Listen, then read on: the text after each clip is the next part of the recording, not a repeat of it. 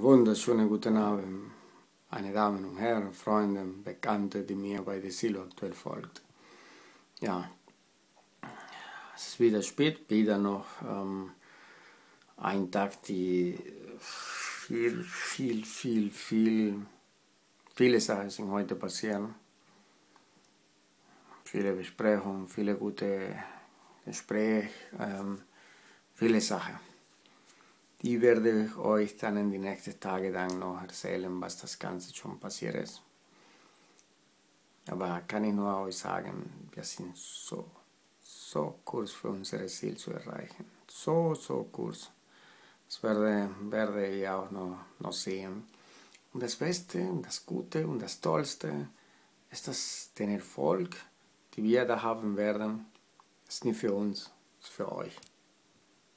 Das ist alles für euch. Für die da draußen ist. Das bin ich sehr stolz, dass wir das Ganze machen, und das wird eigentlich für euch eine sehr gute Sache. Von da erkläre ich euch dann später, wie das funktioniert, was es ist und wie ihr das nutzen können. Ja? Wir sehen uns morgen auf ein neues Kapitel von der Silo aktuell. Ciao, dein Freund Nilo. Tschüss.